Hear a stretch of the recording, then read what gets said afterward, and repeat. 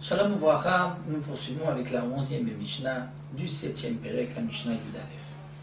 La Mishnah nous enseigne ici Kol hanechal beshor hagadol, tout ce qui est mangé, beshor hagadol, c'est-à-dire dans un taureau, un bœuf qui a grandi, et qui donc, nous dit Barthénora, qui toute partie qui va durcir, parce que lorsque la bête est encore jeune, il y a des parties qui sont tendres, mais lorsque la bête vieillit, elles sont plus dures.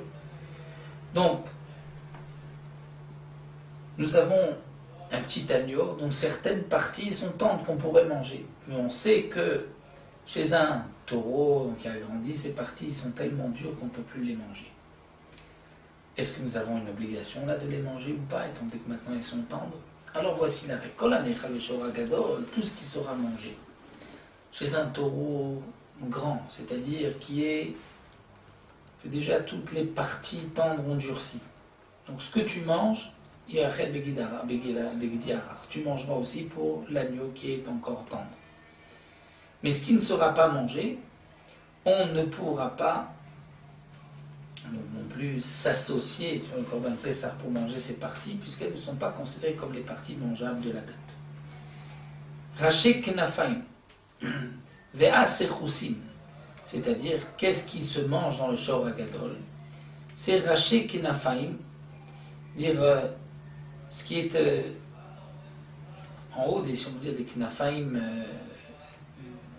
ce qui est au-dessus de l'épaule, et les autres Vasroussim, les autres cartilages comme l'oreille ou certaines parties dans la poitrine ou dans les côtes, puisque ceci se mange. C'est vrai que ça se mange dans un taureau en le faisant bien bouillir pour un petit peu ramollir, et bien ça aussi on le mangera dans un agneau et ça fera partie du Korban Pessah. Si quelqu'un veut s'associer ne serait-ce que pour manger une partie de l'oreille de la bête, là il pourra donc s'associer à condition bien sûr qu'il y ait kazaït. Un autre dit, Ashover et Taetsem ba Pesach ataor, celui qui brise un os du Korban Pessah, alors que le Korban Pessah est pur. Arezé loker baim, il recevra Malkout 40 coups parce que il a transgressé un lave de la Torah qui interdit de briser les os du Korban Pessah. Aval, bien sûr, Amotir bator va Shover batamé. Si quelqu'un a brisé, Shover batamé, d'abord le deuxième cas, a brisé les os du Korban Pessah qui est impur. Donc normalement il ne devait pas le manger puisqu'il est impur. On parlera bien sûr dans le cas où tout le monde est impur et donc on mangera le Korban Pessah même en état d'impureté. Il a brisé un os du Korban Pessah, là il ne recevra pas Malkout parce que la Torah a dit seulement si c'est un Korban Kasher, il y a interdiction de briser les os. Et l'autre cas que nous avons sauté, Amotir Betahor, c'est-à-dire que celui qui a laissé de la viande d'un Korban Pessah pur, il devait manger cette viande. Et il l'a laissé, il ne l'a pas mangé, et le lever du matin est arrivé à l'Otashachar, donc il y a une interdiction de notar.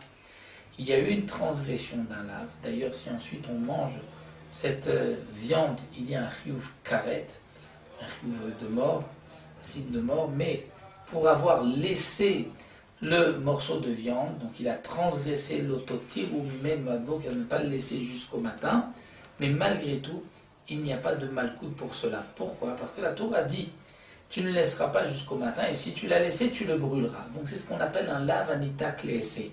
Et que la Torah dit, si tu as transgressé, voici comment tu vas réparer ta transgression, mais donc on apprend de là qu'il n'y a pas de malkout. Autre explication pourquoi il n'y a pas de malkout, c'est que c'est un lave dont la transgression se fait sans action.